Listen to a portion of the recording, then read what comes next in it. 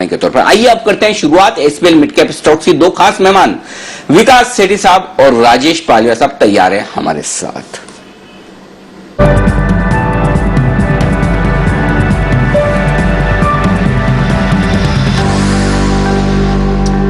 आप दोनों का ही स्वागत है। बेहतरीन पिक्स के लिए हमारे दोनों एक्सपर्ट जाने जाते हैं और सबसे बढ़िया बात है कि फंडामेंटली भी ये पिक्स बेहद मजबूत होती है इन्वेस्टमेंट के लिहाज से। और सेठी साहब की स्माइल बहुत तगड़ी नजर आ रही है। मैं थोड़ी देर में पूछूंगा सेठी साहब इतनी मुस्कुराहट की वजह और उसका राज, लेकिन तब तक राज यानी कि राजेश जी हमारे साथ। शुरुआत करते हैं राजेश जी के साथ long term pick. Rajesh ji बताएं सर।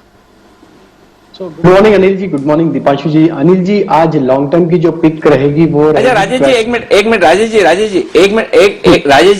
राजेश जी एक मिनट इससे पहले आप पिक बताएं। मेरा एक दूसरा सवाल आ गया लॉन्ग टर्म पिक से पहले। तो जैसे आपका नाम राजेश है तो शॉर्ट फॉर्म तो राज ही होता है, राइट? तो और आपका जमाना भी वो था जब शाहरुख खान बड़ी रोमांटिक फिल्में किए करते थे। तो क्या कभी ऐसा हुआ है कि आपको भी उस नाम से लोगों ने बुलाया हो या आपने रखा हो निकनेम ऐसा कभी? नहीं अनिल जी, मेरा निकनेम वैसे यहाँ पे जो है वो राजू है तो राज नहीं है। तो जरूर मुझे राज और राजू दोनों नाम से बुलाते हैं। तो फ्रेंड सर्कल में राज बोलते हैं और घर पे राजू। हाँ लेकिन उसमें भी वही बात है, राजू बन गया जेंटलमैन शाहरुख खान की फिल्म थी। मतलब ठीक है, तो कहीं कहीं कुछ न कुछ समानता तो मिल ही गई है, निकल ही जाती है। बताएं सर आपकी लॉन्ग टर्म पिक। तो Anil ji long term pick जो है वो है क्वेस्ट कॉर्प। ये स्टॉक में अगर हम देखें तो काफी लंबे समय से स्टॉक एक रेंज में ट्रेड कर रहा था। करीब अगर हम इसको देखें तो 440 से लेके 370 ये एक रेंज थी। और इसका अगर सेटअप देखें वीकली सेटअप तो ऑलमोस्ट करीब 15 से 20 वीक ये इस रेंज में कंसोलिडेट हुआ स्टॉक। और अब लास्ट वीक इसमें ब्रेकआउट देखने को मिला इस रेंज का। और जिस तरीके से स्टॉक अपने सारे important long term moving averages के ऊपर डेली चार्ट पे सस्टेन कर रहा है, हमें लगता है ये स्टॉक को यहां से अब बाय करना चाहिए। 475 के आसपास ट्रेड कर रहा है, 475 465 रेंज में बाय करें।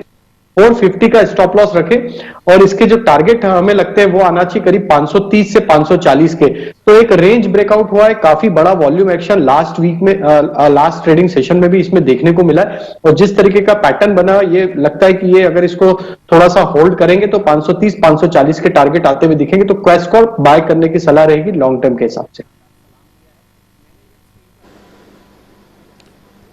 ओके, तो ये है आपके लिए क्वेस्ट कॉर्पोरेशन। यहां पर खरीदारी करने की राय है राजेश जी की तरफ से, खरीदारी करने के लिए से। सेठी साहब गुड मॉर्निंग, स्वागत है आपका भी। आप पहले तो अपनी मुस्कुराहट का राज बताएं और उसके बाद बताएं आपकी लॉन्ग टर्म पिक।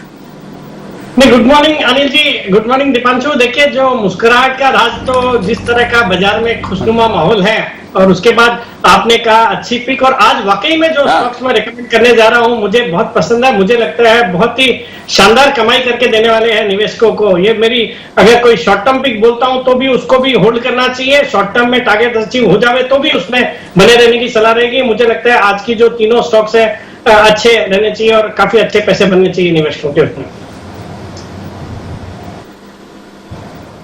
तो बताएं सर, शुरुआत करिए लॉन्ग टर्म पिक के साथ। अनिल जी जो आज की मेरी लॉन्ग टर्म पिक है, एक एमएनसी कंपनी है जो कि ग्लोबल लीडर है अपने स्पेस में। कंपनी का नाम है इंगरसोल रैंड। ये कंपनी कंप्रेसर्स फिर इनोवेटिव और क्रिटिकल टेक्नोलॉजीज में है। ये कंपनी मोबाइल रेफ्रिजरेशन कंप्रेसर्स भी बनाती है। अब इसके कंटेक्स्ट में ये बोलना चाहूंगा कि अभी दुनिया भर में वैक्सीन की बातें हो रही है। वैक्सीन जब निकल जाएगी तो उसको ट्रांसपोर्ट करने के लिए जो ट्रांसपोर्टेशन का कारोबार रहेगा, जहां पे माना जा रहा है कि ये जो वैक्सीन है -80 डिग्री सेल्सियस फाइजर बोल रहा है या मॉडर्ना बोल रहे हैं -20 डिग्री सेल्सियस के टेम्परेचर पे ट्रांसपोर्ट होगी। तो उस सेगमेंट में इनकी एक सब्सिडरी कंपनी है, थर्मोकिंग नाम है उसका, जो कि वर्ल्ड लीडर है मोबाइल रेफ्रिजरेटेड ट्रांसपोर्ट करने में। तो मुझे लगता है इस कंपनी को आने वाले दिनों के लिए बिल्कुल रडार पे रखना चाहिए। वैसे भी बहुत ही सॉलिड फंडामेंटल्स है। हाल ही में कंपनी ने एक डीलिस्टिंग का ऑफर दिया था 642 के प्राइस पे, जिसके आसपास ये स्टॉक अभी भी ट्रेड करता है, जो कि मैनेजमेंट सक्सेसफुल नहीं हुआ उस लेवल पे इसको डीलिस्टिंग करवाने में। बाकी आप देखेंगे तो डिविडेंड यील्ड है अराउंड 4.5% की, operating profit margin 16.5%, return on equity है 22% का, return on capital employed around 29% का, एक जीरो डेट कंपनी है और प्रोमोटर्स अराउंड 74%, जो इसकी यूएस बेस्ड प्रोमोटर है वो 74% ओन करती है। और डीआईएस भी इन्होंने लगातार अपनी हिस्सेदारी इस कंपनी में बढ़ा रहे हैं। तो मुझे लगता है ये आने वाले दिनों में, जैसे हमने जीएमएम फॉडलर में बहुत बड़ी तेजी देखी थी जब लॉकडाउन के बाद से, मुझे लगता है ये स्टॉक भी बिल्कुल रडार पे होना चाहिए। और ये जो ट्रांसपोर्ट, जो रेफ्रिजरेटेड ट्रांसपोर्ट करने में ये कंपनी काफी मददगार साबित हो सकती है, तो उस लिहाज से मुझे लगता है काफी अच्छे प्रोस्पेक्ट्स और आने वाले दिनों में ये बिल्कुल सबके रडार पे आएगा। तो ये स्टॉक में खरीदारी करने की सलाह है और इसका मेरा बहुत ही जल्दी 9 से 12 महीने में 900 रुपए का टारगेट है। ओके, के टारगेट के लिए इंगरसोल रैंड में करें खरीदारी। और ये मल्टीनेशनल कंपनी मुझे याद है मालामाल वीकली के फर्स्ट जो हमने सीरीज की थी उसमें हमने रिकमेंड भी किया था। और जहां तक मुझे याद है ये शायद कुणाल जी के पोर्टफोलियो में भी है, तो एक बार कुणाल जी से भी राय लेना तो बनता है। कुणाल जी, इंगरसोल है आपके पास? अनिल जी, जबरदस्त कंपनी है, मेरे पास बिल्कुल मेरे पोर्टफोलियो में है। और अनिल जी, हालांकि ये स्टॉक काफी वक्त से कंसोलिडेट कर रहा है अनिल जी, लेकिन मुझे इसके प्रोस्पेक्ट्स बहुत ही अच्छे लगते हैं। और अब विकास सेठी जी ने भी इस पर खरीदारी की राय दे दी है, तो मुझे लगता है कि और ऊपर के लेवल्स शर्तियां देखने को मिलेंगे। इसके लिए अनिल जी मेरा टारगेट 1000 रुपए का है, तो बहुत अग्रेसिव बड़े टारगेट्स के लिए इंगरसोल रैंड को बाय करें। लेकिन अनिल जी बिल्कुल ट्रेडिंग लाइक शेयर नहीं है, इसमें अगर आप निवेश कर रहे हैं तो मध्यम से लंबी अवधि के लिए एक नजरिया बना करके पेशेंटली होल्ड करने की जरूरत है। बिल्कुल, तो इंगरसोल रैंड पर रखिए नजर। सिटी साहब को 900 के टारगेट से पसंद है, कुणाल जी का 1000 का टारगेट है, बट लॉन्ग टर्म निवेशक ही इस स्टॉक में घुसे, ये आपके लिए सलाह है। आइए कुछ और बेहतरीन कॉल्स आपके लिए इंटरडे बेसिस पर ट्रेड के लिए। पहले बिगुल सुमित जी के लिए, सुमित के सुपरहिट।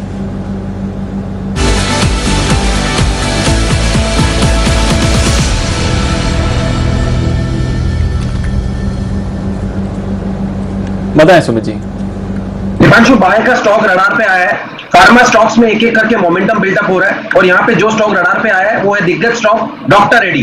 4770 का अभी भाव है डॉक्टर रेड्डी का।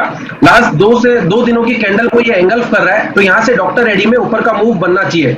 डॉक्टर रेड्डी में ऑप्शंस के जरिए 4800 वाला कॉल यहाँ पे सीएमपी 90-92 रुपए पे ट्रेड कर रहा है, इसको लेने का सलाह रहेगा। डॉक्टर रेड्डी का 4800 वाला कॉल। डॉक्टर रेड्डी के अंदर पिछले कई दिनों की गिरावट के बाद आज पहला दिन है जब लोअर लेवल से बाउंस बैक देखने को मिला है, और इस बाउंस बैक के अंदर कल का और परसों का कैंडल अभी एंगल्फ होते हुए देखने को मिल रहा है। मेरे को लग रहा है कि जैसे 4800 के ऊपर सस्टेन करना स्टार्ट होगा तो इसका सीधा और इमीडिएट टारगेट बनेगा 4900 से लेकर 4950 तक का। ये इसके इमीडिएट टारगेट होंगे और ये मूव सस्टेन करता है तो 5000 के ऊपर भी जाएगा। इसके लिए डॉक्टर रेड्डी में यहाँ पे सीएमपी पे खरीदारी करके चलने का सलाह रहेगा। नीचे में स्टॉप लॉस लगाए 4670 4680 के आसपास का। ऑप्शंस के जरिए खरीदारी करें 4800 वाला कॉल। स्टॉप लॉस 60 रुपए का, टारगेट ऊपर में 120 रुपए से लेके 130 रुपए तक के। By doctor Reddy 4800 call at CMP, stop loss 60, target 120 से 130। बिल्कुल, तो खरीदना है डॉक्टर रेड्डीज का 4800 का कॉल। सुमित जी की है राय। अब बिगुल जय ठक्कर के लिए, जय के जैकपॉट।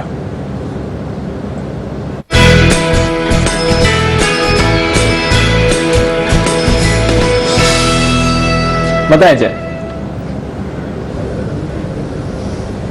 जी दीपांशु, जैसे मैंने कहा कि फार्मा इंडेक्स में हमें एक अच्छा मूव देखने मिल सकता है एक्सपायरी तक। और सिप्ला दिया मैंने, और अभी तो सुमित ने भी दिया एक डॉक्टर रेड्डी पर। तो मेरे ध्यान में जो दूसरा एक स्टॉक ध्यान में आ रहा है वो है लुपिन। लुपिन का इन द मनी ऑप्शन लेकर चलना, सी का कॉल ऑप्शन, जो करीब अभी 20 रुपए 21 रुपए के आसपास मिल रहा है, 20 से 21 के आसपास मिल रहा है। इसको लेकर चलना है। इसमें स्टॉप लॉस लगाना है 14 रुपीज 50 पैसे का। पहला टारगेट बनेगा ऊपर की तरफ लगभग 29 का, सेकंड टारगेट बन रहा है 35 का। इसका रीजन ये है दीपांशु के, मुझे ऐसा लग रहा है कि ये स्टॉक में हमें एक अच्छा उछाल लगभग 915 तक देखने मिल सकता है, 915, बिकॉज क्लियरली एक मुझे ऐसा लग रहा है कि एक ट्रिपल जिगजैग पैटर्न खत्म हुआ है वीकली चार्ट्स पर, और इसका एक और बाउंस बैक हमें देखने मिलना चाहिए ऊपर की तरफ। तो ये तो मैंने शॉर्ट टर्म टारगेट से बताया 915 में भी गोइंग फॉरवर्ड 950-60 तक के लेवल्स भी देखने मिले, बट एक्सपायरी तक 915 भी हो जाता है, तो मेरे हिसाब से 29 से 35 के जो टारगेट से वो हासिल हो जाने चाहिए। सो लुपिन का 880 का in the money call option खरीद कर चले।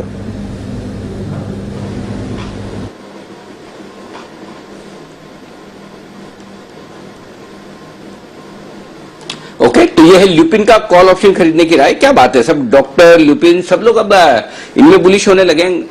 लगता है कुछ एक्शन। अच्छा, इसमें जय कुछ स्टॉप लॉस लगाना है क्या? 29 और 35 का टारगेट है आपका? हाँ जी अनिल जी, 14.50 का स्टॉप लॉस रहेगा। 14.5 रुपए का। अच्छा जी, वो आपका निफ्टी का पुट वाला ऑप्शन तो बूम हो गया, एकदम टारगेट आ गए आज बात करते करते। बिल्कुल अनिल जी, इनफैक्ट जो हमने सोचा था कि 12,875 से लेके 50 के लेवल्स हमें देखने मिल सकते हैं निफ्टी में अनिल जी। इनफैक्ट अगर हम फ्यूचर्स में देखें तो एग्जैक्टली 851 का लो किया है निफ्टी ने, तो वहीं से रिवर्स हुआ है। सो वहां पे डेफिनेटली प्रॉफिट बुक कर लेना चाहिए अनिल जी। अभी थोड़ा बहुत अगर कंसोलिडेशन होता है यहाँ पे और यहाँ से अगर फिर से एक अपमूव आया, सो निफ्टी में कॉल ऑप्शन भी देखने बाय कर सकते हैं। एज ऑफ नाउ नहीं, बट एक रिवर्सल का एक कंफर्मेशन का हम वेट करेंगे। बट एक चीज तो अनिल जी है, जैसे मैंने कहा भी था कि 12,800 के लेवल्स पर एक बहुत ही अच्छा हमें एक सपोर्ट दिख रहा है। तो जब तक 12,800 के नीचे बंद नहीं आएगा तब तक मीडियम टर्म ट्रेंड तो शॉर्ट टर्म ट्रेंड पॉजिटिव ही रहेगा। सो ये जो एक प्रॉफिट बुकिंग लग रहा था वो तो हो चुका है। अगर आसपास कंसोलिडेट करता है और फिर से एक रिवर्सल देखने मिलता है तो आई थिंक हम लॉन्ग साइड पर भी देख सकते हैं फिर निफ्टी को।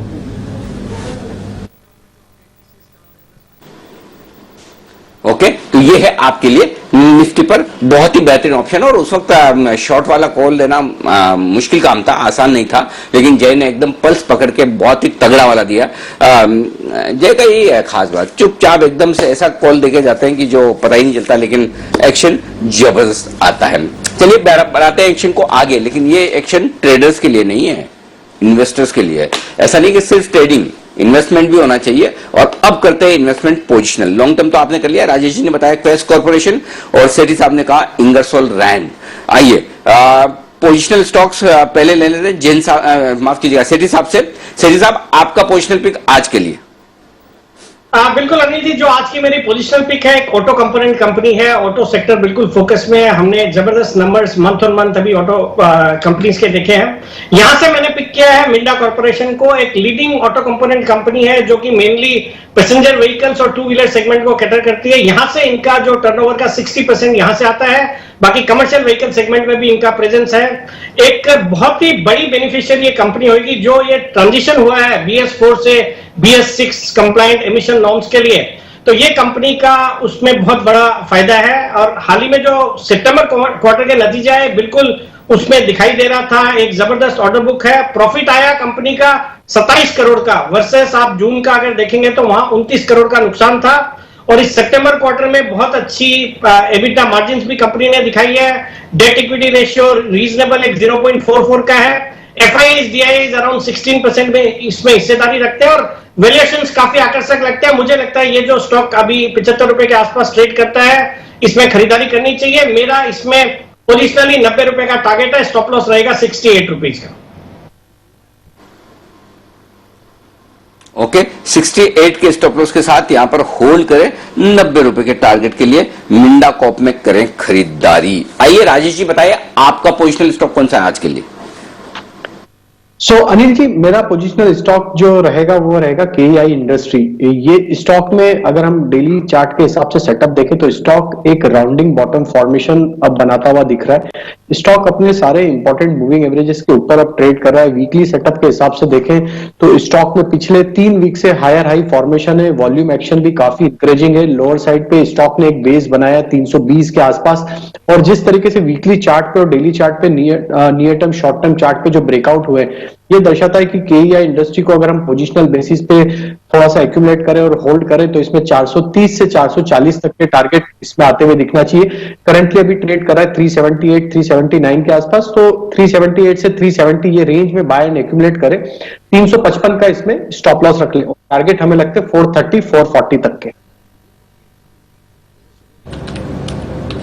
430-440 के टारगेट्स के लिए खरीदारी करी KEI इंडस्ट्रीज। ये है पालविया साहब की पसंद। एक पसंद बागले साहब की तरफ से, बागले का वंडर।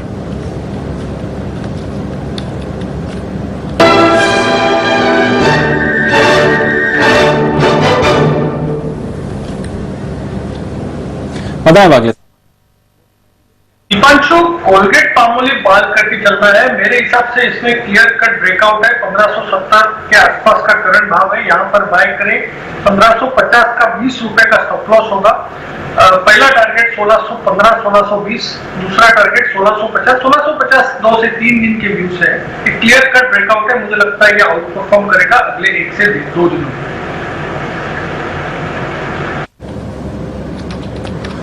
ओके, तो ये है आपके लिए कोलगेट पर खरीदारी की राय वागले साहब की तरफ से। हम सुबह से ही देख रहे हैं थोड़ा मार्केट में एक चर्न होते हुए दिख रहा है, जिसकी वजह से अब डिफेंसिव सेक्टर्स फोकस में आ रहे हैं।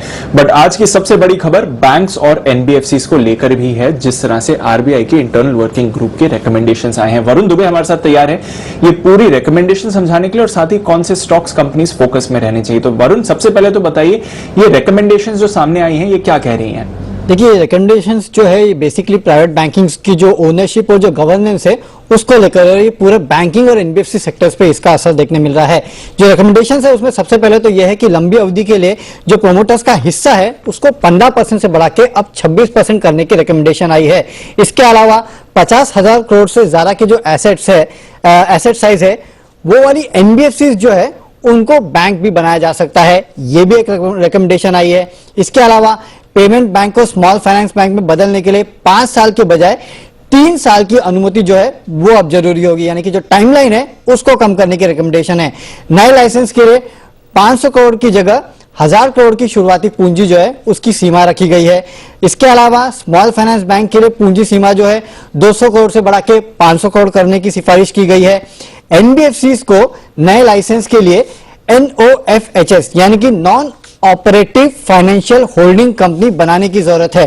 दरअसल non operative financial holding structure के तहत जो अन्य ग्रुप एंटिटी है इनमें बैंकों को स्ट्रक्चर से बाहर होने की भी अनुमति दी जाएगी। तो कहीं ना कहीं ये भी एक बड़ी रिकमेंडेशन है, जिसकी वजह से जितनी भी होल्डिंग कंपनीज है उनके ऊपर आप कहीं ना कहीं असर देखेंगे। तो ये पूरे बैंकिंग और एनबीएफसी काउंटर्स के लिए कहीं ना कहीं ओनरशिप और गवर्नेंस के जो ओवरऑल नियम है उनमें बदलाव के लिए जो इंटरनल वर्किंग ग्रुप है आरबीआई का उसने सिफारिश दी है। ओके, तो ये तो रही जहां तक रिकमेंडेशंस का सवाल है और इसका हम इम्पैक्ट भी देखेंगे। अब बताइए वरुण कि इस रिकमेंडेशन के बेसिस पर कौन से बैंक्स, कौन से एनबीएफसीज, कौन से फाइनेंशियल कंपनीज पर नजर रखनी चाहिए? देखिए, जहां तक एनबीएफसीज की आपने बात की तो जितने बड़े घराने हैं वहां के एनबीएफसीज अगर आप देखें तो भले वो बजाज हो, भले एलएनटी हो, आदित्य ग्रुप हो, एमएनएम ग्रुप हो, इन सब पे इसका असर देखने मिलेगा, क्योंकि 50,000 करोड़ से ज्यादा की जिनके एसेट साइज है उन एनबीएफसीज को बैंक्स बनाने के लिए अनुमति दी, कहीं ना कहीं बात चल रही है। तो उसका इंपैक्ट जितने बड़े घराने के एनबीएफसीज है उन काउंटर्स में आपको देखने मिलेगा। इसके अलावा जो लंबी अवधि के लिए प्रमोटर्स का हिस्सा 15% से 26% करने की सिफारिश है, इसका सबसे बड़ा बेनिफिशियरी तो इंडसइंड बैंक रहेगा। क्यों? क्योंकि फिलहाल प्रमोटर्स का करीब 14.5% के आसपास का हिस्सा है और ये कंपनी खुद कह चुकी है कि ये दरअसल अपना प्रमोटर्स का स्टेक जो है वो 26% तक लेके जाना चाहते हैं, तो इनको बड़ा फायदा होगा। कोटक बैंक ऑलरेडी 26% पे इनका हिस्सा है, लेकिन जो एक हैंगओवर बना रहता था हमेशा कहीं ना कहीं प्रमोटर्स को स्टेक को लेकर, वैसे भी वो कम हो गया था, अब और भी क्लैरिटी आ गई। बंधन बैंक 40% के आसपास की प्रमोटर होल्डिंग है, तो अब उनको 15% तक नहीं लेके जाना पड़ेगा बल्कि 26% पे रुक जाएंगे, तो इनके लिए भी कहीं ना कहीं पॉजिटिव निकल के आता है। इनफैक्ट मैक्वेरी की मैं रिपोर्ट भी पढ़ रहा था और वो यही कह रहे थे कि बैंकिंग सेक्टर के जो खराब हालात है उसको देखते हुए लाइसेंस देना तो थोड़ा मुश्किल हो सकता है, लेकिन ये जो प्रमोटर स्टेक बढ़ाने की बात की गई है इसके चलते इंडसइंड बैंक, कोटक बैंक जैसे स्टॉक जो है वो आपके रडार पे होने चाहिए। और दरअसल एचडीएफसी बैंक, आईसीआईसीआई बैंक जो है वो इनको अभी भी अच्छे लगते हैं, तो यहां पे रहने की सलाह दी गई है। इसके अलावा जो स्मॉल फाइनेंस बैंक के लिए आया है, जो non operative financial holding company का जो ऐलान आया है उसके चलते जो इक्विटा स्मॉल फाइनेंस बैंक है, उज्जीवन फाइनेंशियल सर्विस है, आईडीएफसी है, तो यहाँ पे जो होल्डिंग कंपनी डिस्काउंट है वो कम होगा। इसके लिए आप देख रहे हैं ज्यादातर ये तीनों स्टॉक जो है आज 20% के अपर सर्किट पे आपको दिखेंगे। तो ठीक है, ये है आपके लिए आरबीआई के जो वर्किंग ग्रुप है उसकी रिकमेंडेशन, और इसी पर बस अब से कुछ ही देर में आईएफएल ग्रुप के फाउंडर और चेयरमैन निर्मल जैन साहब हमारे साथ कार्यक्रम में शामिल होंगे, उनसे भी हम करेंगे विस्तार में चर्चा। लेकिन आइए उससे पहले चर्चा कर लेते हैं सेठी साहब से और राजेश जी से। वक्त है उनकी शॉर्ट टर्म पिक का, तो शॉर्ट टर्म पिक पहले राजेश जी बताइए आप। तो अनिल जी, शॉर्ट टर्म पिक के लिए पहले तो मैं धन्यवाद करूंगा सेठी जी को। मेरी short term pick Minda corp ही है, उन्होंने जो पोजिशनल कैटेगरी में रिकमेंड की, क्योंकि इसका सेटअप मुझे शॉर्ट टर्म में भी काफी अट्रैक्टिव लग रहा है। और जिस तरीके से स्टॉक में एक कंसोलिडेशन का ब्रेकआउट हुआ वीकली सेटअप के हिसाब से देखे, पिछले 5 वीक से स्टॉक एक रेंज में कंसोलिडेट कर रहा था, 71 से लेके 66 एक नैरो रेंज में कंसोलिडेट कर रहा था, और ये 2 वीक से ये ब्रेकआउट को सस्टेन कर रहा है और स्टॉक अपने सारे इंपॉर्टेंट मूविंग एवरेजेस के अब ऊपर ट्रेड कर रहा है। और जिस तरीके से वॉल्यूम एक्शन पिछले 2 दिनों में देखने को मिली, तो मुझे तो लगता है शॉर्ट टर्म में ये स्टॉक में एक रैली बनते हुए दिखना चाहिए। 76 72 ये रेंज में एक्यूमुलेट करे, 65 का स्टॉप लॉस रखे और टारगेट मुझे लगता है 100 रुपीज तक इसके आते हुए दिखना चाहिए, जो कि इसके शॉर्ट टर्म टारगेट होंगे। तो ये स्टॉक काफी प्रॉमिसिंग लग रहा है शॉर्ट टर्म के हिसाब से भी। ये हमारा सिस्टम बढ़िया है, तो इस सिस्टम की सबको आदत ही पड़ गई कि धन्यवाद प्रस्ताव जल्दी से दे दिया जाए। तो राजेश जी ने भी बिना संकोच सेठी साहब की तरफ धन्यवाद प्रस्ताव दे दिया है, तो सेठी साहब इसे स्वीकार कर लेंगे। स्वीकार करें एक बड़ी खबर को, और ये बड़ी खबर आती हुई दिख रही है, और इस पे फोकस कीजिए। एनसीसी लिमिटेड को लेकर ये बड़ी खबर आती दिख रही है। जी हाँ, Nagarjuna construction company NCC limited, इसे 1500 करोड़ का बड़ा ऑर्डर मिला है, और ये बड़ा ऑर्डर नागपुर में मिलता हुआ दिख रहा है। इंटर मॉडल स्टेशन बनाने का प्लान है जो नागपुर में इस वक्त एनसीसी के लिए आता हुआ दिख रहा है, और समझा जा रहा है कि एनएचएआई से ये 1500 करोड़ का प्रोजेक्ट मिला है, और इसके लिए ऑर्डर इश्यू हो चुका है, और एनसीसी के हाथ ये ऑर्डर लग चुका है। तो एनसीसी के लिए ये एक बड़ी खबर इस वक्त आपकी स्क्रीन पर आती हुई दिख रही है, और जाहिर सी बात है कि इंफ्रास्ट्रक्चर कंपनियों के लिए रेवेन्यू विजिबिलिटी सबसे इंपॉर्टेंट है, और सड़क परिवहन मंत्रालय से ये ऑर्डर, इसका लेटर ऑफ एक्सेप्टेंस मिल चुका है। ये है बड़ी खबर एनसीसी को लेकर। आइए एनसीसी की इसी बड़ी खबर पर फोकस करते हैं। हमारे संवाददाता चेतन भूटानी हमारे साथ कार्यक्रम में शामिल हो रहे हैं इस वक्त। चेतन, बताइए एनसीसी को किस तरह का बड़ा ऑर्डर मिला है, क्या काम किया जाएगा, कब तक किया जाएगा, और क्या डिटेल्स हैं आपके पास? सर, ये जो हमारे गवर्नमेंट सोर्सेज बता रहे हैं, ये रोड ट्रांसपोर्ट हाईवेज मिनिस्ट्री ने लेटर ऑफ एक्सेप्टेंस दे दिया है।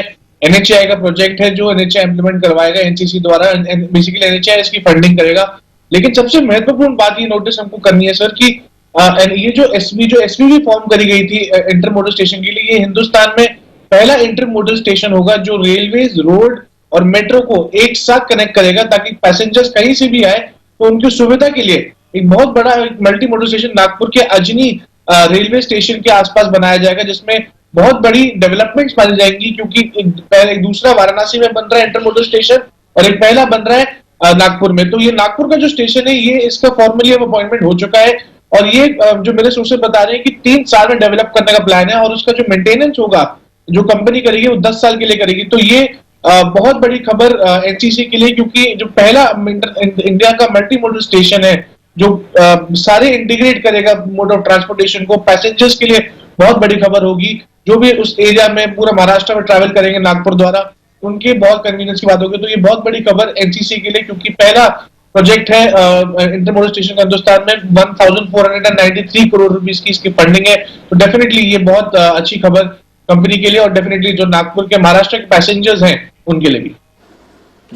जी चेतन, इंटर मॉडल स्टेशन क्या है? ये क्या होता है inter model station? Sir, inter model station होता है जैसे अगर आप कहीं रेलवे से आ रहे हैं और आपको रेलवे के बाद आगे जाके बस पकड़नी है कहीं पे, तो उसी रेलवे स्टेशन के अंदर बड़े से ही एक बहुत बड़ा बस स्टैंड होगा। आप नीचे उतरेंगे, सीधा बस में बैठेंगे और चले जाएंगे। सिमिलरली अगर आपको रेलवे के आ रहे हैं, आपको मेट्रो पकड़नी है, तो आप नीचे आएंगे, मेट्रो स्टेशन पे जाएंगे और सीधा मेट्रो ले लेंगे। तो ये बहुत कन्वीनियंट होता है। हिंदुस्तान का पहला इनफैक्ट मल्टी मॉडल स्टेशन बनने वाला। तो ये काफी टाइम से इसकी चर्चा चल रही थी, लेकिन अब फाइनली इसकी रियलिटी अब होगी सर। अच्छा, तो चेतन ये फिर गडकरी साहब अपने होम टाउन में, मतलब टाउन तो नहीं बोलेंगे, होम सिटी में नागपुर में सबसे पहले बनवा रहे हैं, यानी कि ट्रेन, एयरपोर्ट, मतलब railway station, airport, metro station, bus station सारे एक ही जगह, यही है ना मॉडल? बिल्कुल सर, बिल्कुल। In fact transport minister Nitin Gadkari शुरू से ही कहते आ रहे हैं कि बहुत जरूरत है एक मल्टी मॉडल हब बनाने की। तो उन्होंने as a leader example set करने की कोशिश करी है अपनी कॉन्स्टिट्यूएंसी नागपुर में। जब वो खुद ही ऐसा एक एग्जाम्पल सेट करेंगे तो डेफिनेटली और स्टेट्स भी ऐसा एग्जाम्पल लेने की कोशिश करेंगे। तो ये डेफिनेटली एक बहुत अच्छी खबर रहेगी सर, अगर ऐसा और स्टेशन डेवलप होते हैं तो। बिल्कुल, तो ये है बिग ब्रेकिंग एनसीसी को लेकर। 1500 करोड़ का बड़ा ऑर्डर एनसीसी को मिलता हुआ एनएचआई से। ये है आपके लिए बड़ी खबर, एक मल्टी मॉडल ये स्टेशन बनाने की तैयारी। सुमित जी, जल्दी से चार्ट्स पर इस पर राय दे दीजिए एक बार एनसीसी। अनिल जी, स्टॉक के अंदर चार्ट्स पे भी ऐसा ही पैटर्न देखने को मिल रहा है। ये अच्छी तेजी के संकेत है और स्टॉक लोअर लेवल से अच्छी तेजी दिखा भी रहा है। स्टॉक के अंदर अभी यहां से ऊपर में 48 रुपए से लेकर 50 रुपए तक का मूव देखने को मिल सकता है। जिन्होंने भी बाय करके रखा हुआ है वो अपनी पोजीशंस को होल्ड करें। कोई भी डिप आता है तो फ्रेश खरीदारी करें। 48 रुपए से लेकर 50 रुपए तक के टारगेट जल्दी ही स्टॉक के अंदर देखने को मिलेंगे। परफेक्ट। तो ये है आपके लिए एनसीसी पर राय इस वक्त आती हुई सुमित जी की तरफ से। आइए अब वक्त एक सुपर एक्सक्लूसिव इंटरव्यू का। आईएफएल ग्रुप के फाउंडर और चेयरमैन निर्मल जैन साहब हमारे साथ कार्यक्रम में हो रहे हैं शामिल, उनका करते हैं स्वागत।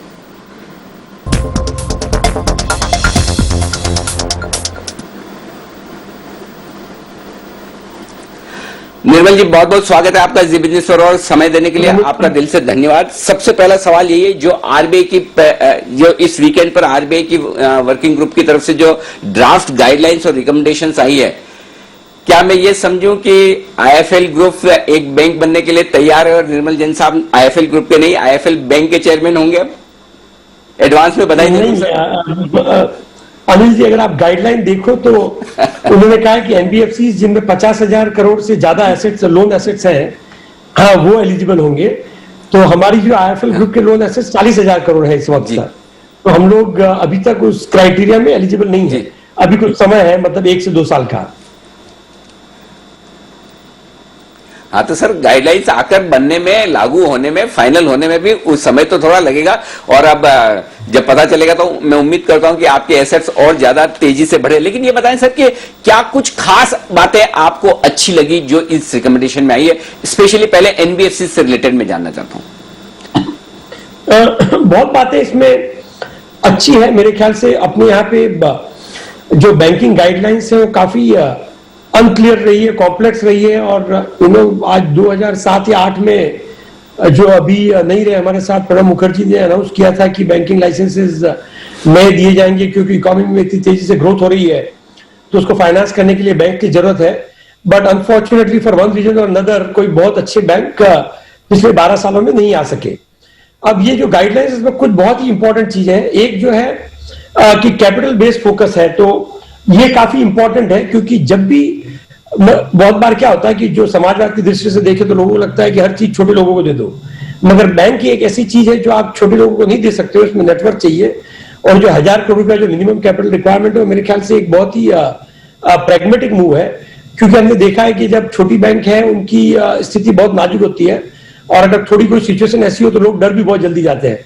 और वर्ल्ड ओवर जो बैंक्स है उसका जो क्राइटेरिया है वो सबसे पहला कैपिटल बेस्ड होता है कि आपके पास एक कम से कम मिनिमम अच्छी खासी कैपिटल और 1000 करोड़ रुपए की नेटवर्क हो या कैपिटल आप डाल सके तो ही आगे बढ़िए। दूसरा ये है कि जो गाइडलाइंस जो थी प्रमोटर शेयर होल्डिंग के बारे में और नॉन प्रमोटर, वो क्लियर कर दी है, जो 26% और 15% कि उसमें बहुत सारे प्रोविजंस, कंडीशंस, वो चीजें नहीं है अब। और अगर प्रमोटर के पास अगर 26% स्टेक हो सकता है तो भी एक अच्छी बात है। और तीसरी बहुत अच्छी चीज ये कि अभी तक क्या था कि अब ये गाइडलाइन ऐसा चाहती है कि एक ही लेवल प्लेइंग फील्ड हो, जो पुरानी बैंक हो या नई बैंक हो। और अगर किसी के पास कुछ चीजें जो नई बैंकों के लिए अच्छी नहीं है तो उनको भी चेंज करो, और कुछ पुरानी बैंकों के लिए अच्छी है उन्हें भी चेंज करो, और एक लेवल प्लेइंग फील्ड करो। ये भी एक अच्छा इंपॉर्टेंट मूव है। और एनबीएफसी, जहां तक सवाल है, 50,000 करोड़ एक अच्छा थ्रेशोल्ड है एसेट्स का। और मैं समझता हूं कि इंडियन कॉन्टेक्स्ट में क्या है कि कॉर्पोरेट की जरूरत इसलिए है कि अगर आपको बैंकों में कैपिटल चाहिए, और आज पीएसयू बैंक्स कैपिटल रेज नहीं कर पा रही है, तो अगर बैंकिंग सेक्टर को हमें मजबूत बनाना है तो बहुत सारी नई बैंक्स की जरूरत है, उनकी जरूरत है जो एक बड़ी पूंजी ला सके।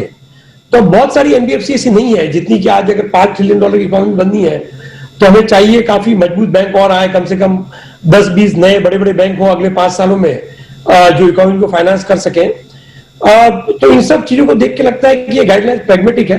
और जो एनओएचएफसी का एक कंफ्यूजन था कि अगर आपके पास कोई दूसरा बिजनेस नहीं है तो कम से आपके ऊपर जो एनओएचएफसी की जो कंडीशन है वो नहीं लागू होगी या उससे आप बाहर निकल सकते हैं।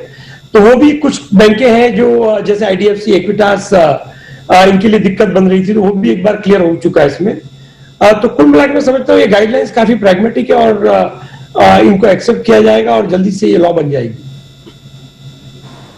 जी, बहुत ही बढ़िया सर, उम्मीद करते हैं कि यह वाकई में इसी तरह से लागू की जाए। अच्छा सर, एक सिंपल सा सवाल है जो आमतौर पर हमारे सारे दर्शक जानना चाहते हैं कि भाई एक एनबीएफसी अगर बैंक बन गया तो फायदा क्या?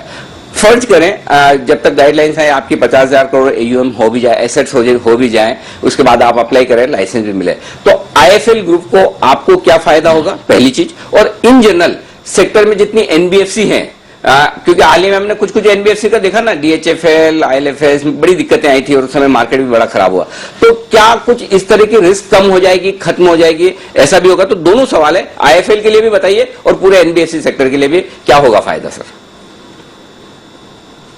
तो कुछ चीजें आई थिंक फायदा क्या है, हमको हर सिक्के के दो पहलू होते हैं और फायदा और नुकसान दोनों देखने चाहिए हमें। तो फायदा तो यह है कि आपके पास जो लाइबिलिटी है, जो पैसा है, जो रिसोर्सेस चाहिए, उसका एक रिलायबल सोर्स हो जाता है। क्योंकि बैंकों में जब लोग डिपॉजिट रखते हैं तो वो पैसा स्थिर रहता है। लोग जो अपनी सेविंग बैंक या करंट अकाउंट के पैसे हैं वो बैंकों में मतलब बने रहते हैं, और उससे क्या रहता है कि आपको फाइनेंस, आपको पैसे की जो जरूरत है, और उसके और आपके पास आरबीआई भी है as lender of last resort. तो एनबीएफसी की जो पिछले 2 सालों में दिक्कत रही है वो लिक्विडिटी की रही है कि अगर आपको सडनली अगर मार्केट में परसेप्शन खराब हो जाए और अगर कोई भी पैसा देने को तैयार नहीं हो, तो एक चलता हुआ जो बिजनेस है, जैसे ऐसे कहते हैं हेल्दी बॉडी में हार्ट अटैक आने की रिस्क आ जाती है, वैसा हो जाता है। तो अब अगर एनबीएफसी सॉल्वेंट है, मतलब कि प्रॉफिटेबल है, और उसके बावजूद लिक्विडिटी क्राइसिस एक बड़ा क्राइसिस हो सकता है। ये हमने पिछले 2 सालों में देखा। तो अगर बैंक बन जाओगे आप, आपके पास डिपॉजिट्स है, जो कि लोगों की डिपॉजिट बैंकों में पड़ी रहती है, और उसके अलावा आपके पास आरबीआई है, तो कम से कम वो जो लिक्विडिटी का खतरा है वो आपके पास नहीं रहता है। और ये वो फायदे की बात। और आरबीआई की दृष्टि से बैंकों का रेगुलेशन टाइट होता है, बहुत सारे रिस्ट्रिक्शंस हैं उनके ऊपर, उनको liquidity ratio, CRR, priority sector lending के अलावा जो इंस्पेक्शन है, वो बैंकों की जो सुपरविजन है आरबीआई का, वो बहुत ही स्ट्रिक्ट होता है। तो वो एक दृष्टि से अच्छा है।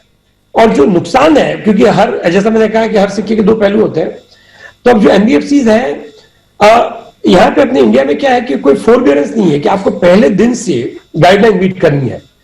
तो बैंकों में क्या होता है कि बैंक को एक मोनोपोली, एक एडवांटेज है कि डिपॉजिट ले सकते हैं, और उसके अगेंस्ट में उनका एक ऑब्लिगेशन है कि आपको प्रायोरिटी सेक्टर में, एसएलआर में और सीआरआर में पैसा रखना है। अगर यही चीज एनबीएफसी को पहले दिन से मीट करनी है, तो समझो हमारे 40,000 या 50,000 करोड़ के एसेट्स हैं, तो मुझे चाहिए कि मैं 20,000 करोड़ के आसपास एसएलआर सीआरआर का प्रोविजन करूं। ये 50,000 करोड़ में से कम 20,000 करोड़ जो है वो जो एक जो स्पेसिफाइड प्रायोरिटी सेक्टर उसमें हो, तो वो कंडीशन मीट करना थोड़ा डिफिकल्ट हो जाता है, और उसका नेगेटिव इंपैक्ट आता है प्रॉफिट एंड लॉस अकाउंट पे, क्योंकि आप इतना अगर गवर्नमेंट सिक्योरिटीज में कैरी करोगे तो आपकी यील्ड इतनी कम हो जाएगी। और दूसरा, जो बहुत सारी एनबीएफसी, जैसे आप जानते हैं बड़ी बड़ी एनबीएफसी हैं जिनके ऊपर एक सेक्टर में बहुत ज्यादा डोमिनेंस है, जैसे कि अगर श्रीराम में ट्रांसपोर्ट है, या मुथूट में गोल्ड है, या एचडीएफसी में हाउसिंग है, तो इनका क्या है कि कोई भी बैंक जो है वो एक उनके बैंक को, उनके बोर्ड को सेक्टोरल लिमिट डिफाइन करनी पड़ती है। तो कोई भी बैंक, मैं ऐसा नहीं समझता हूं कि किसी एक सेक्टर में 90% अलाउ कर सकता है। तो उनका पोर्टफोलियो उनको बहुत तेजी से चेंज करना पड़ेगा, क्योंकि अब जो उनकी कोर कॉम्पिटेंसी एक पर्टिकुलर प्रोडक्ट में, एक एसेट में है, पर अगर आप बैंक बनोगे तो आपको डिवर्सिफाई करना पड़ेगा। तो ये सब चैलेंजेस हैं एनबीएफसीज के लिए। अच्छा जिन साहब, देखिए वैसे तो ऑलरेडी ऑन टैप लाइसेंसेस का मामला है, चाहे तो लोग अप्लाई अभी भी कर सकते हैं, लेकिन ऐसा आमतौर पर आरबीआई कॉर्पोरेट्स को, एनबीएफसी को देना ज्यादा प्रीफर नहीं करता। तो क्या अब इन गाइडलाइंस के बाद आरबीआई की माइंडसेट बदलेगी और ज्यादा लाइसेंस दिए जाएंगे, ऐसा सोच सकते हैं हम? मुझे लगता है बदलनी चाहिए। अगर आप देखो रेगुलेटर्स, सो हमारे पास सेबी है, अगर आप कोई भी ब्रोकर कभी भी बनना चाहे तो वो जेन्युइनली ऑन टैप लाइसेंस है, क्योंकि आप जाओ, अगर आप क्राइटेरिया मीट करते हो तो रेगुलेटर आपको चेक करेगा और आपको लाइसेंस मिल जाएगा। इवन इंश्योरेंस में जो आईआरडी है, या फिर म्यूचुअल फंड में आपको एएमसी सेटअप करनी है सेबी से, या इंश्योरेंस में अगर आईआरडी से लाइसेंस चाहिए, तो वो उनके क्राइटेरिया डिफाइंड है। आप उस क्राइटेरिया में एप्लीकेशन करो और आपको लाइसेंस मिल जाएगा। वैसा अभी तक बैंक में नहीं है। तो मैं समझता हूं कि ये एक माइंडसेट चेंज करने की जरूरत है, क्योंकि इस सेक्टर में भी कंपटीशन की जरूरत है, नए प्लेयर्स की बहुत सख्त जरूरत है। अगर हमको फाइनेंशियल इंक्लूजन ड्राइव करना है, और लोगों, आज जनधन अकाउंट तो खुल गए हैं, मगर बैंकिंग सर्विसेज अभी भी हिंदुस्तान में बहुत सारे लोगों तक नहीं पहुंच पा रही है। तो उसके लिए लाइसेंसेस को ऑन टैप, ये जो गाइडलाइंस है ये अच्छी गाइडलाइंस है, पर इनसे उन लाइसेंसेस को जेन्युइनली ऑन टैप करना बहुत जरूरी है। जेन्युइनली ऑन टैप का मतलब ये है कि आप लाइसेंस को वेबसाइट पे लगाओ, उसका जो भी फीडबैक है उसको ट्रांसपेरेंटली बताओ कि भाई अगर क्यों नहीं दिया जा रहा है, और क्राइटेरिया जो है एकदम क्लियर कर दो, और एक टाइम पीरियड रखो आपकी, भाई आपको 3 महीने में इसका डिस्पोजल हो जाएगा, या तो लाइसेंस मिलेगा नहीं मिलेगा, आपको बताया जाएगा कि ये चीज आपको पूरी करनी है, उसके बाद लाइसेंस मिलेगा।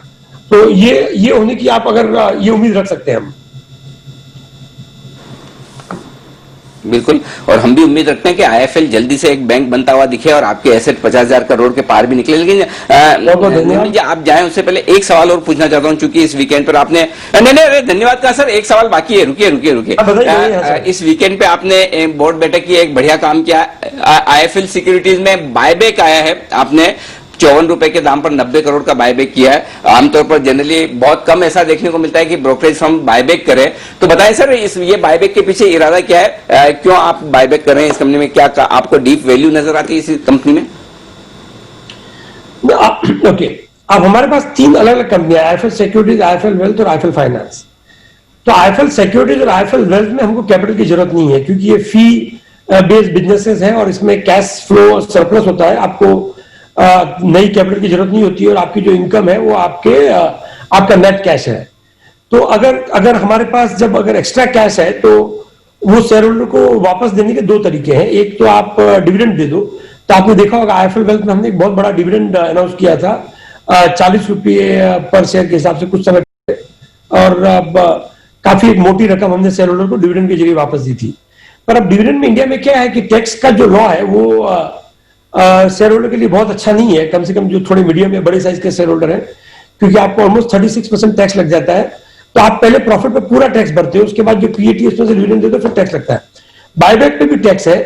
तो ये 2 तरीके हैं। तो इन दोनों कंपनियों में हमारे पास जो कैश सरप्लस था, तो अच्छा गवर्नेंस ये है कि अगर आपके पास कैश सरप्लस है और आपको उसकी कोई जरूरत नहीं है, और अगर आप समझते हो कि उसको शेयर होल्डर को वापस देना है तो वो वापस दे देते हैं। और सिक्योरिटीज कंपनी रिलेटिवली छोटी बैलेंस शीट है और उसमें जो गाइडलाइंस के हिसाब से 15% ऑफ नेटवर्थ की लिमिट होती है, तो उतना आप बायबैक कर सकते हो। तो उस हिसाब से ये बायबैक अनाउंस हुआ है। बिल्कुल है, आई एम श्योर आपकी ये कंपनी सिक्योरिटीज वाली आईएफएल सिक्योरिटीज बहुत तगड़ा और बेहतरीन काम कर रही है, क्योंकि हमारे यहाँ आपके यहाँ जो एक्सपर्ट हैं बसीन साहब, संजीव बसीन साहब, दिन में 3 बार मेरे साथ शो करते हैं और बहुत ही कमाल की, गजब की उनकी मार्केट की पकड़ है, स्टॉक की पकड़ है और उनकी रिकमेंडेशन काबिले तारीफ है। तो आई एम श्योर ऐसे आपके पास दमदार लोग हैं, कलीग्स हैं जो बढ़िया काम कर रहे हैं। निर्मल जी बहुत बहुत धन्यवाद। अब मेरा फाइनल धन्यवाद है, शुक्रिया सर हमारे लिए वक्त निकालने के लिए और आपको पूरी शुभकामनाएं। जी सर। जी सर। तो ये थे आईएफएल ग्रुप के फाउंडर और चेयरमैन निर्मल जैन साहब, जो बात करते हुए आरबीआई की गाइडलाइंस पर, जो नई गाइडलाइंस आई है, ड्राफ्ट गाइडलाइंस आई है, इसे फाइनल गाइडलाइंस बनने में थोड़ा सा वक्त लगेगा, लेकिन हम बिना वक्त गंवाए अब चलते हैं तुरंत प्रभाव से सेठी साहब के पास, क्योंकि सेठी साहब के पास तुरंत प्रभाव से जाने की जरूरत इसलिए भी है कि उनकी एक शॉर्ट टर्म पिक बाकी रह गई। सेठी साहब बताएं सर, आज का आपका शॉर्ट टर्म पिक। बिल्कुल अनिल जी, जो मेरा आज का शॉर्ट टर्म पिक है, स्टॉक का अभी प्राइस चल रहा है 670-71 का प्राइस है। स्टॉक का नाम है आइनियोस स्टाइरोल्यूशन। ये भी एक एमएनसी कंपनी है जो कि यूके के इसके पेरेंट है। अगर आपको याद हो तो जून जुलाई में इनका भी एक डीलिस्टिंग का ऑफर आया था, जब कंपनी ने 450 रुपए का प्राइस फिक्स किया था, लेकिन वो डीलिस्टिंग पे जो डिस्कवर्ड प्राइस आया था वो आया था 1100 रुपए का। ये भी एक जबरदस्त कंपनी है, एबीएस बनाने वाली कंपनी है, जो कि भारत में 2 ही कंपनियां हैं, एक आइनियोस स्टाइरोल्यूशन, दूसरी है बीईपीएल। हाल ही में सितंबर तिमाही में गजब के रिजल्ट आए हैं दोनों ही कंपनियों के। इनके जो एबीएस के प्राइसेस है वो काफी बड़े हैं, और ये जो एबीएस है वो मेनली कैटर होता है ऑटोमोबाइल इंडस्ट्री और व्हाइट गुड्स जो होम अप्लायंसेस है उसमें, और वो जो दोनों सेगमेंट है बहुत अच्छी तेजी वहां पे चल रही है। तो उस लिहाज से इन दोनों के बिजनेस कारोबार में बहुत अच्छी बढ़त देखने को मिली। आप सितंबर क्वार्टर के नतीजे देखिए, पैट आया 35 करोड़ का, जो कि जून में 20 करोड़ का नुकसान था, और पिछले साल के सितंबर में सिर्फ 9 करोड़ का प्रॉफिट था, उसके सामने 35 करोड़ का प्रॉफिट आया इस क्वार्टर में। एबिटा मार्जिन थे इस सितंबर क्वार्टर में अराउंड 14.5%, डेट इक्विटी रेशियो 0.24 का। और मुझे लगता है जिस तरह से एक बार मैनेजमेंट ने अटेम्प्ट किया है इसको डीलिस्टिंग कराने का, तो ये जो एक ट्रिगर है ये बिल्कुल बना ही रहेगा। बहुत ही सॉलिड कंपनी है, और जिस तरह का जो प्राइसेस हमने देखे हैं, एबीएस के प्राइसेस बढ़े हैं हाल ही में, मुझे लगता है दिसंबर क्वार्टर और भी ब्लॉकबस्टर होएगा। इस स्टॉक को बिल्कुल खरीदारी करने की सलाह है। मेरा बहुत ही शॉर्ट टर्म में इसमें 725 रुपए का टारगेट है, स्टॉप लॉस रहेगा 650 का। 725 का टारगेट है और शॉर्ट टर्म के लिए आइनियोस स्टाइरोल्यूशन खरीदें। कुणाल जी चार्ट बताइए, आपके पास भी है?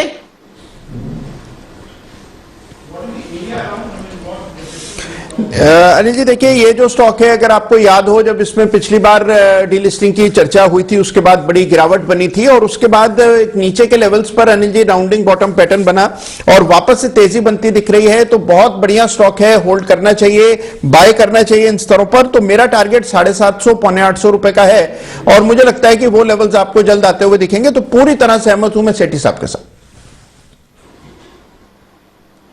ओके, तो पूरी तरह से सेठी साहब के साथ सहमत है और इस स्टॉक पर हमारा बहुत ही बड़ा कवरेज है। ये आप मैं मिस कर गया, कुणाल जी आपके पोर्टफोलियो में है कि नहीं?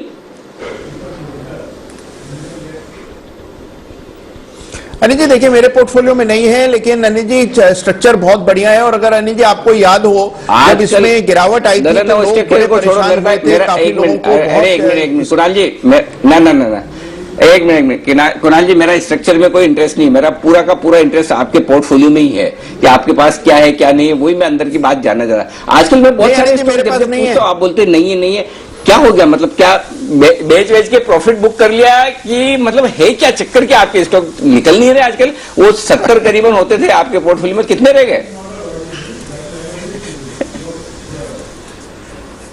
अनिल जी अब 38 स्टॉक्स हैं, 38 शेयर है मेरे पास, 38 30 अनिल जी हट गए मार्च और इस बीच में। देखा, आइडिया से बंसल जी नजर रखो, बहुत सारे स्टॉक निकल रहे हैं कुणाल जी के पोर्टफोलियो में, प्रॉफिट बुकिंग हो रही है। जी बंसल जी।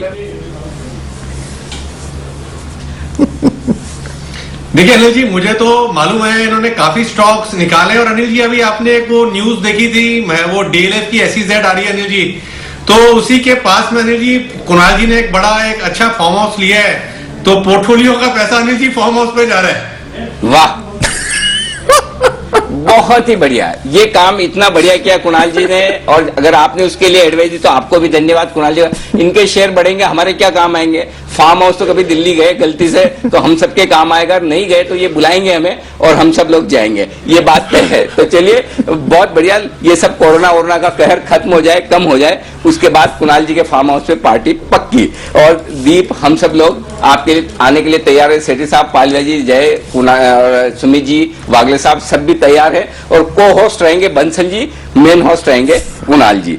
चलिए, चार्ट कॉर्नर की जगह वहां चार्ट कॉर्नर होगा और बाकी चीजें हम बाद में ऑफलाइन डिस्कस करके फाइनल कर लेंगे। फिलहाल आप सभी से विदा लेने का वक्त है। बहुत बहुत धन्यवाद आज आप सबका वक्त निकालने के लिए। और सबसे निवेदन है शो का समापन करें उससे पहले एक चीज बतानी रहेगी, इस ब्रेक के बाद है आपके लिए आज बुल वर्सेस बियर। ढेर सारे स्टॉक ऐसे हैं जहां पर आप थोड़े कंफ्यूजन में कि इनमें तेजी करनी है या मंदी करनी है, क्योंकि तेजी करने के भी अपने कारण है, मंदी करने के भी। तो हम आपके लिए दोनों तर्क रखेंगे और बताएंगे कि यहां पर आपको क्या करना चाहिए। यकीन मानिए वो सारे वो स्टॉक हैं जिनके बारे में आप जानना समझना चाहते हैं। तो बहुत ही बेहतरीन शो आ रहा है बुल वर्सेस बियर इस छोटे से ब्रेक के बाद। अब आप सबसे निवेदन है अपनी अपनी जगह पर खड़े हो जाएं। हम देश के प्रति सम्मान के साथ हमेशा की तरह करेंगे शो का समापन। एक साथ मिलकर हम सब कहेंगे जय हिंद।